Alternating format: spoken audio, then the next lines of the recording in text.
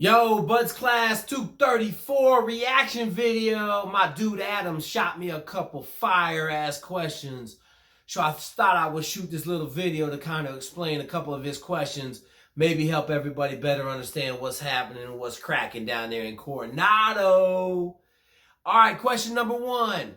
How do the boat crews get picked? Are they the same every day, every evolution? So the boat crews are really easy, man. You line up tallest to shortest every time.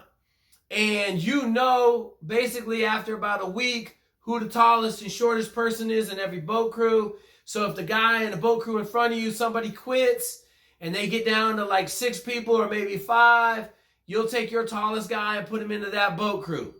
The enlisted guys are straight tallest to smallest, okay? The officers go every 6 enlisted guys. So a boat crew has 7 people in it. They'll put the tallest officer with the first 6 people, the next tallest with the next people, and them cats like me that are vertically challenged at 5'7". Shit, I'm always in the last boat crew, just how it is. I'm down there with the Smurf crew. So that's how the boat crews get picked. They don't stay the same all the time. They change a little bit when people quit. You're only on the boats during first phase. So after first phase, you really just have a swim partner or a shooting partner. The boat crews really don't matter anymore. You'll still take muster in boat crews. But after first phase, I mean, you get down to like 40 people. Then third phase, we were down to 24 people, man. I could look 3 rows of 7. It was over. We graduated with 21. So as it gets going, it gets smaller and smaller. The boat crews become less important. More, you just have your dive buddy. Everybody says, hey, man, is your dive buddy here? Yeah. Is your shooting partner here? Yeah. Everybody's good on muster, okay? Every day, every evolution, it just depends, man. Sometimes they'll change. Every now and then they'll throw a curveball. If a boat is performing bad, they'll take the officer out of one boat, put him in another boat and see if he can make that boat perform well. You know, they play games sometimes, but for the most part, it stays the same right up until everybody starts quitting. All right? Number 2, do you think the guys like each other? Do they talk shit about the weaker guys? So here's what I'm going to tell you, man. In Buds, everybody just trying to survive. I had guys I didn't like in my Buds class. I didn't really care as long as they put out and they didn't cause no problems. You're going to have to work with guys that are complete assholes in the SEAL teams. Just how it is. You're going to have a bunch of alpha male savages. There's going to be 2 or 3 guys that you don't like. There's going to be a couple guys that you hate. But as long as they doing their job, ain't nobody going to give them no shit. Okay? It only becomes a problem when they make it a problem.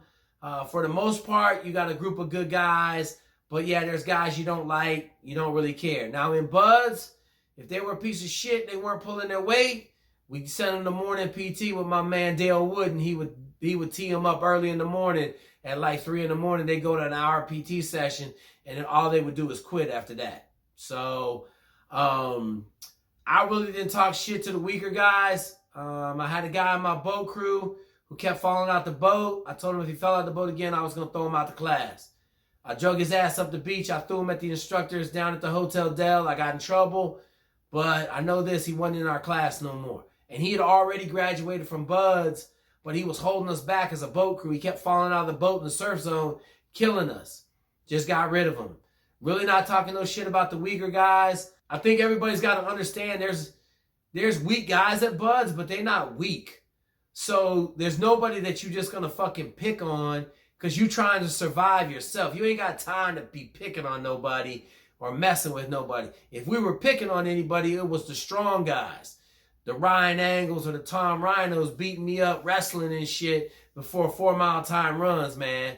I didn't mess around with the weak people. We didn't have a lot of them. Just how it is, man. That place doesn't have a bunch of weak people walking around that you're going to spend your time messing with. You just ain't got time to do that. Number 3, you said they get to go home at night any usual time. So normally Bud secures about 5 o'clock. You get done about 5:30. Then as the class OIC, I let all my officers go, the people that had apartments and stuff like that, let them all go. And then I would run the chow with my crew. We go to chow. We eat chow from about 5:30 to 6:30. And then we would get up, we run that quarter mile, 3/4 of a mile back to 618, and then cut everybody loose, man. That would be it. So normally you were done about 6:30. My nighttime routine, I will walk over, I go up, take a shower real quick. I put on my camouflage pants and a t-shirt and my flip-flops. I'll walk about 100 yards to the little gas station. I'll get me an ice cream bar and 2 bananas. I'd eat them on the way back home. I'd drink me a bunch of water. I'd lay down and go to sleep about 7 o'clock because we were up at 2:50 every morning. Okay, but normally you get done about 6:30. When you get back, you're done. Some nights you're gonna have a night evolution where you're gonna start at 8 o'clock. You're gonna get back to your room about 2 in the morning. You're gonna get about an hour of sleep. You're gonna be up at 2:50 again. Start the next day. That's like every other week normally. The further you get along in training, the longer that is. So when you go out to the island, you basically get 2 hours of sleep. But you're so close to the goal, you don't really worry about that stuff. Number 4. If you had to pick a guy that you thought would 100% get through BUD/S on the first time, how would you design that guy and what sporting background would he have? Okay, here's what I'm going to tell you, man. That guy don't exist. So we have a saying, I can tell you who's going to quit at BUD/S, but I cannot tell you who's going to make it. And after doing this for 25 years, mentoring guys through the program, man, there's been a couple guys that I didn't think would struggle at all, who they didn't make it. And then there's a guy that I gave a 3% chance of making it, who damn near turned out to be the honor man. Okay? So I have since recused myself of claiming who's going to make it and who's not. I mean, I know this. If you ain't doing the basic mileage and the basic training before you get out there, you ain't going to make it. That's a pretty easy equation for me to figure out. If you don't have a lot of grit. So if I had to build the perfect person, I'd give me a wrestler at any level who was good. And I mean good, like a guy that went to state, a guy that took 3rd in state or higher, right? A guy that wrestled in college, any level, Division III, Division II, Division I. Okay, give me one of those dudes that knows pain and suffering. The other guys that do well are the water polo players, but sometimes they don't run very well. Okay, so if I had to build a guy, I'm going to go with the guy that's had a lot of adversity in his life. The guy that's lost a lot. The guy that has taken a lot of lumps, that comes from a house where there's a lot of violence and anger and had to do a lot of hard work. One of the farm boys in Iowa, okay? Guy that had to get up and milk cows at 4 in the morning. People that have internal grit and resiliency. But I'm going to answer this question a little bit more cerebrally. Go read the Tammy Duckworth book called Grit.